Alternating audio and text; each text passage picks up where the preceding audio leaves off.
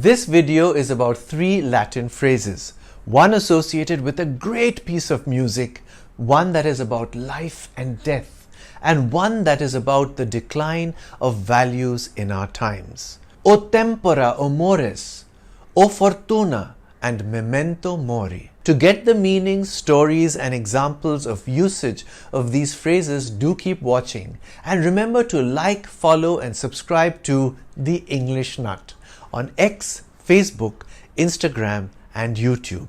Thank you.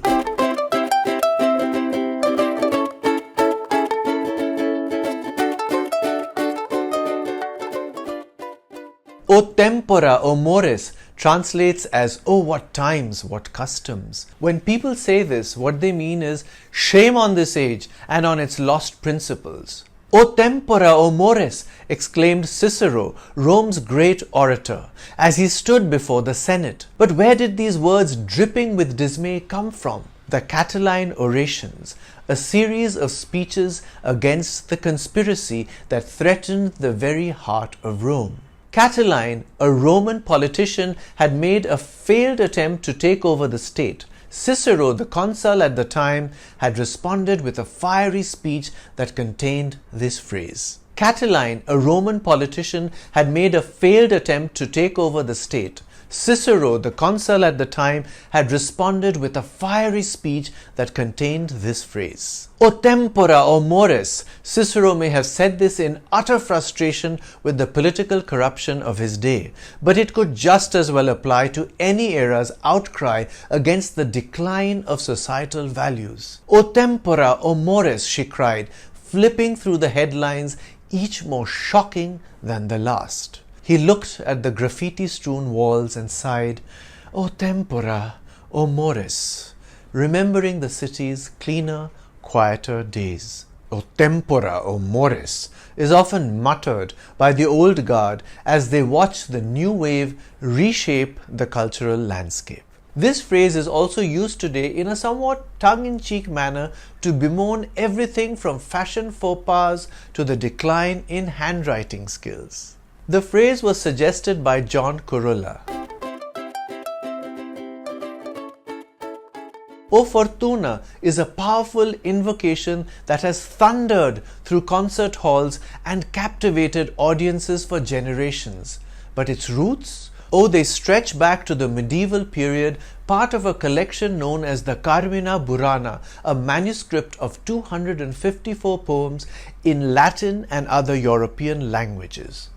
O Fortuna frames life's unpredictable journey. O Fortuna, velut luna, statu variabilis, goes the poem, comparing the changing fortunes to the phases of the moon. Luna is the Latin word for the moon, giving rise to the English word lunar, the adjective relating to the moon. Fortuna, the Roman goddess of luck, reminds us that fate is a wheel.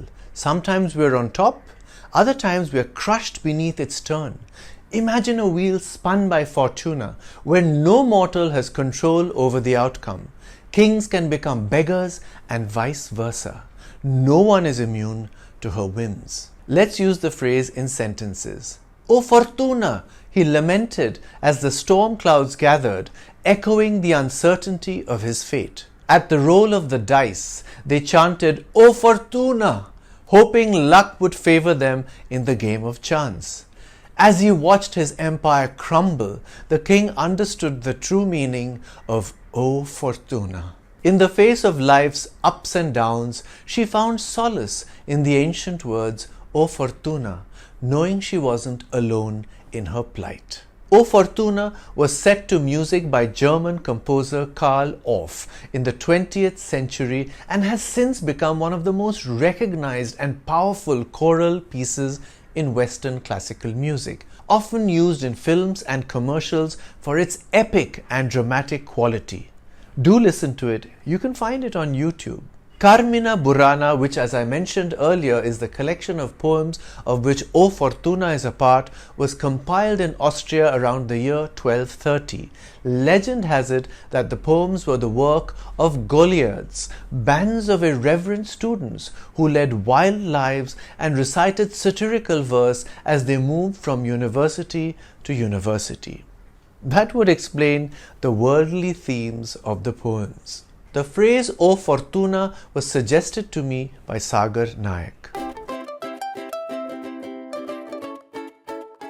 Memento mori. This Latin phrase literally means remember you must die. These words served as a reminder to victorious generals in Roman triumphs that they too are mortal, a somber note that rings with the wisdom of humility.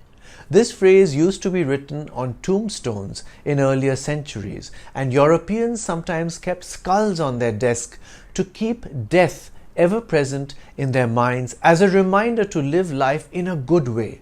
Skulls that said, so to speak, Memento mori. Seneca, a Stoic philosopher of ancient Rome, used to sit next to a coffin drinking wine and imagining himself dead. While this may sound morbid, it was actually a way of reminding yourself that you could die at any time, so you should treasure every moment that you have. The Stoics believed in the importance of a well-lived life. Marcus Aurelius, Roman emperor and Stoic philosopher, wrote, "You could leave life right now. Let that determine what you do and say and think." Wise words to live by. Here's how you can use the phrase in a sentence. As he donned his crown, his advisor whispered the sobering words, Memento mori. The skull on the poet's desk was not just for macabre aesthetics, but a stark memento mori. Memento mori, she inscribed on the back of the watch, a poignant reminder with each passing hour. Here's a quote containing the phrase from the Wall Street Journal. Halloween is a memento mori, a reminder of death. O tempora, o mores, o fortuna, memento mori. These Latin phrases offer us a key to understanding the past and reflecting on our present. They are not just words, but vessels carrying centuries of human thought, emotion, and wisdom. Do these lexical legacies of ancient Rome stir anything within you?